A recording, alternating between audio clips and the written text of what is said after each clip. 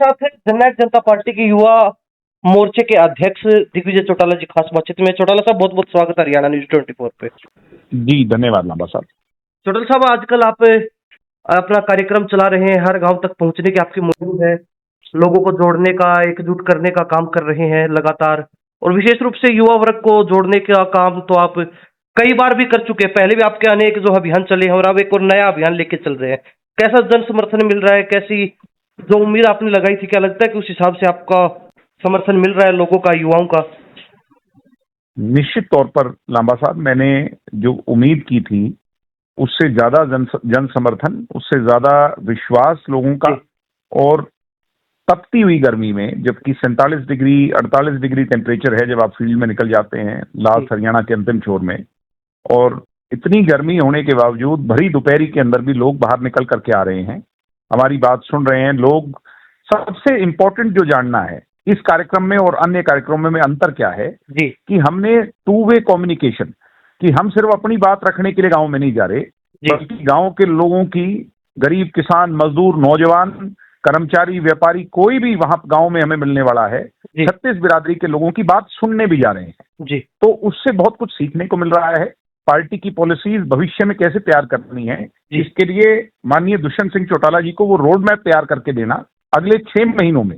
अभी जैसे हमने 3 दिनों में 30 गांव कवर किए हैं, 6 महीनों तक ये कार्यक्रम चलेगा, नवंबर की शुरुआत तक, जो कि दिसंबर में हमारी रैली होती है। तो नवंबर की शुरुआत तक ये कार्यक्रम चलेगा, जिसमें तकरीबन 1100 से ज्यादा गांव हम कवर करेंगे। और जैसे एक एक गांव में 2 से 3 4 बैठकें भी कर रहे हैं, कई जगह 5 बैठकें भी हो रही हैं, जिसका मतलब ये है कि जो अंदाजा मैंने लगाया है कि 6 महीनों में तकरीबन 5 से 6 हजार जलपान बैठकें कर करके लोगों से सीधा विचार करेंगे, लोगों से सीधा संवाद करेंगे, जुड़ाव करेंगे। और उसके साथ साथ जो खेल खिलाड़ी हैं, मैं खुद जाकर के प्रत्येक गांव में उनसे मिल रहा हूं, सामाजिक संगठन है उनसे मिल रहा हूं, और छोटी छोटी तकलीफें हैं। कहीं ग्राउंड में गया, कहीं जो है ना खेलने को पिच नहीं है, कहीं नेट नहीं है, कहीं इक्विपमेंट्स नहीं है, तो छोटी छोटी तकलीफें हैं और वो मिलजुल करके दूर की जा सकती है। कुछ पार्टी के लेवल पे की जा सकती है, कुछ सरपंच से करवाई जा सकती है। तो हम इस बात में भी संकोच नहीं कर रहे, चाहे हमारा कोई प्रतिद्वंदी पार्टी का कोई सरपंच है, जिला परिषद का मेंबर है या कोई और है, उससे संपर्क कर करके डिस्ट्रिक्ट एडमिनिस्ट्रेशन की हेल्प लेकर के उन लोगों को भी फायदा पहुंचाने का भरपूर प्रयास कर रहे हैं। तो इस बात पे कोई दो राय नहीं, जो आपने कहा जन जन अभियान ये अपने आप में क्रांति है, और मुझे वो क्रांति की भनक जो है महसूस हो चुकी है। 6 महीनों में हम एक बहुत बड़ी धरोहर दुष्यंत चौटाला की ताकत के रूप में पूरे प्रदेश में खड़ी करने का काम।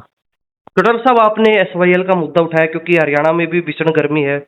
हरियाणा जो है सबसे गर्म प्रदेशों में शामिल हो चुका है इस समय, और आपने कहा कि मुख्यमंत्री नायब सैनी पंजाब चुनाव को ध्यान में रखते हुए पगड़ी पहनकर, यानी कि एक पंजाबी गेटअप लेके बार बार पंजाब के दौरे कर रहे हैं। तो क्या उनकी अगर सरकार बनती है या फिर उनकी समर्थित सरकार बनती है तो वो SYL का मुद्दा हल करेंगे? आपने सवाल भी किया था, क्या कहेंगे इस पूरे मामले पर?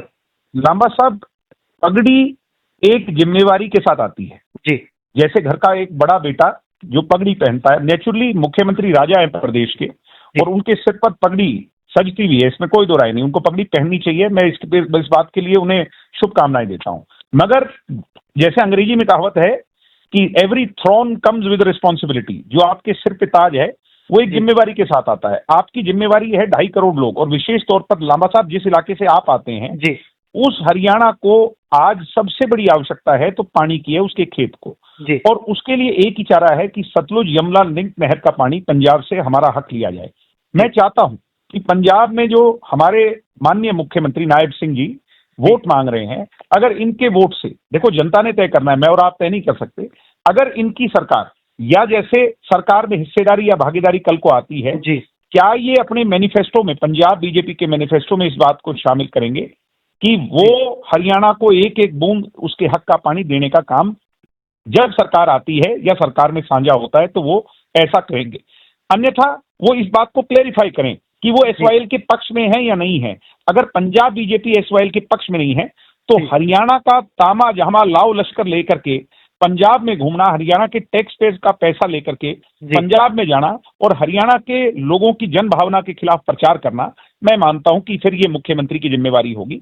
मैं स्वयं ने इस बात की घोषणा कर चुका हूं कि सही समय रहते हम भी, अगर मुख्यमंत्री ने जवाब नहीं दिया, पंजाब जाकर के मुख्यमंत्री जी से मिलेंगे और मुख्यमंत्री जी की सभा में जाएंगे और जनता के सामने इस बात के लिए पूछेंगे कि मुख्यमंत्री जी बताएं कि हरियाणा के हक का पानी हरियाणा को मिलना चाहिए नहीं।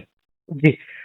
पिछले दिनों आपको भी ध्यान होगा, शायद आपने सुना भी होगा, बीजेपी के जो पंजाब के अध्यक्ष हैं उन्होंने कहा था कि एसवाईएल का पानी जो है पंजाब का हक है, हरियाणा को नहीं मिलेगा, जबकि बीजेपी हरियाणा के नेता कहते हैं कि हम एसवाईएल का पानी दिलवा के रहेंगे। मैं पंजाब के नेताओं पर विश्वास नहीं करता, मैं जी। पंजाब के नेताओं से कोई संपर्क नहीं रखता, ना मुझे पंजाब की क्या खबर है इसके बारे में कोई ज्यादा जानकारी है। जी। मैं ये जानना चाहता हूं कि हमारे मुख्यमंत्री का क्या टेक है, हमारे मुख्यमंत्री क्या इस बात के लिए पंजाब की बीजेपी को कंपेल करेंगे कि हरियाणा के हक का जो हक और हकूक का पानी है वो हमें मिले।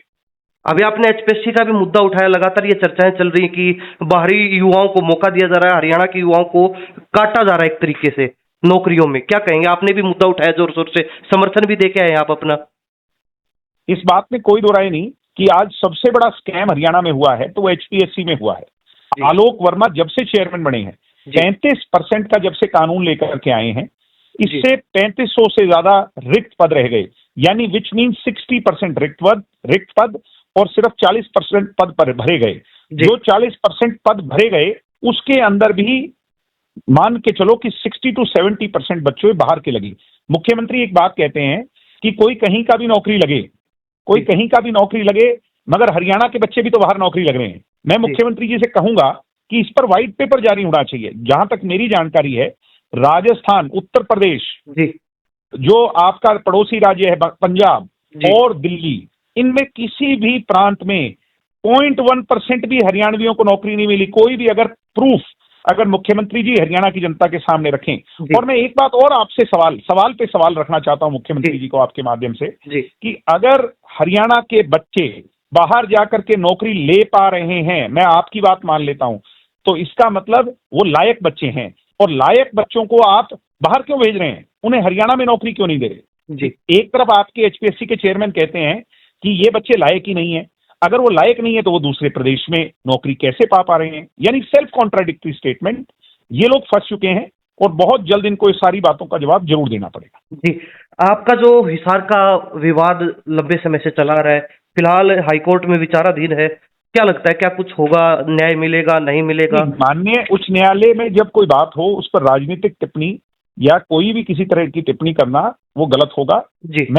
मुझे पूरा विश्वास है न्यायपालिका पर, और जो इनजस्टिस हुआ, इनजस्टिस हमारे साथ नहीं हुआ, इनजस्टिस बच्चों के साथ हुआ। आधी रात को गन पॉइंट पर उन्हें उठा करके लाया गया, उनके साथ बदव्यवहारी, उन्हें मारपीट की गई।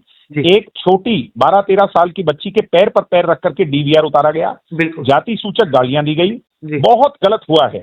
और मुख्यमंत्री जी, मैं तो मुख्यमंत्री जी को बहुत पहले से जानता हूं, जब ये एमपी हुआ करते थे, मैंने इनके साथ 1-2 दफे मुलाकात जब की, मुझे लगता था कि इस व्यक्ति के दिल में भावना है।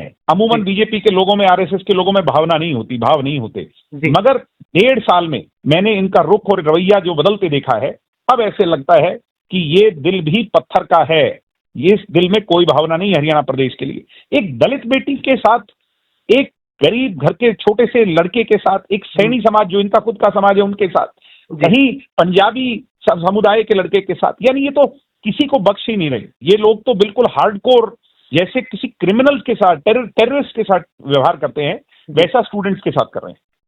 चौटाला साहब, अभी जो डीएसपी जिनको एसआईटी का अध्यक्ष बनाया था और उन्होंने जांच करके पुलिस को क्लीन चिट दिया था, उनका भी अभी पीछे तबादला हुआ है, उनको नहीं, आप एक बात को और समझिए लांबा साहब, आप तो बहुत समझदार हैं। ये एसआईटी का जो इंचार्ज था वो उस रेड में शामिल था। क्या आप चोरी करें और ऊपर से सीना चोरी करें, यानी चोर को ही इंक्वायरी के लिए बिठा दिया कि चोरी किसने की, तो हाईकोर्ट ने इस बात का सारा संज्ञान लिया और तभी ये मामला वहां पर एक्सेप्ट हुआ। अभी चौटाला साहब, एक जरूरी सवाल ये रहेगा कि लगातार हरियाणा में आप घूम रहे, आप कह रहे हैं कि जन समर्थन अच्छा मिल रहा है, लेकिन दूसरी तरफ पिछले दिनों कई ऐसी भी खापे थी जिन्होंने कहा कि हम साथ नहीं है, इन्होंने पूर्व में हमारा साथ नहीं दिया। हालांकि पूर्व की गलतियों पे आप लगातार माफी मांगते रहे, क्या कहेंगे, कैसे मनाएंगे रूठों को? ऐसा है कि रूठों को मनाना हमारा काम है, वो हमारे अपने लोग हैं। लांबा साहब, नाराज कौन किससे होता है? अपना ही नाराज होता है। और नाराज जब अपना होता है, उसको किसी मुगालते में रखा गया, उसे झूठ फरेब दिखाया गया, उसको गलत पिक्चर दिखा करके, यानी उसको एक तरीके से ब्रेन वॉश कर दिया गया।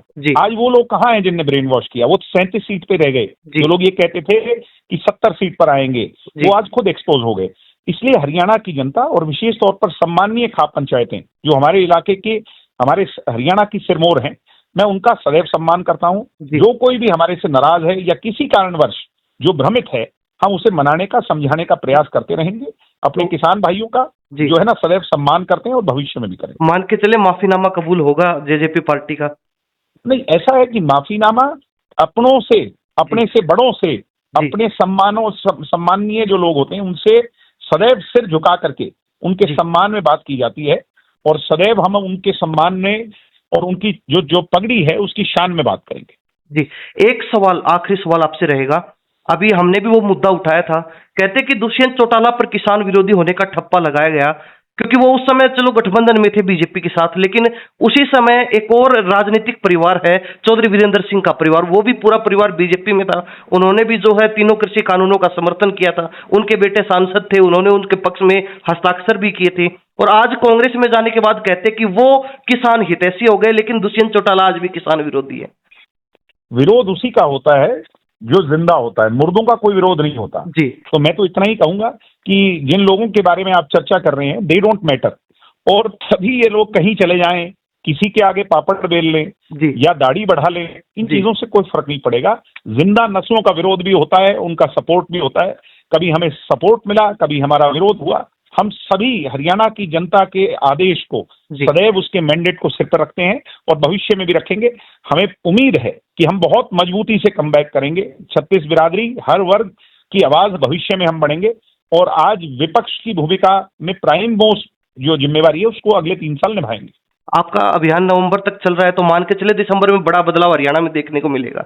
मुझे ऐसा लगता है कि आप भी मुझे, आज तो 3 दिन हुए हैं, जी। जब हम नवंबर में बात करेंगे जी। तो आप इस बात के लिए मुझे बधाई देंगे, और मुझे नहीं, मेरी तो कोई हैसियत नहीं, जी। मगर मेरे साथ जो कार्यकर्ताओं की एक बड़ी फौज है, युवा साथियों की, उन्हें बधाई देना मैं समझता हूं कि उस समय वाजिब होगा, जो उनकी मेहनत से हम दोबारा एक ताकत बनकर के उभरेंगे। जी, चौटाला साहब बहुत बहुत धन्यवाद बातचीत के लिए। तो ये हमारे साथ जननायक जनता पार्टी के युवा अध्यक्ष, युवा मोर्चे के अध्यक्ष दिग्विजय चौटाला खास बातचीत में थे।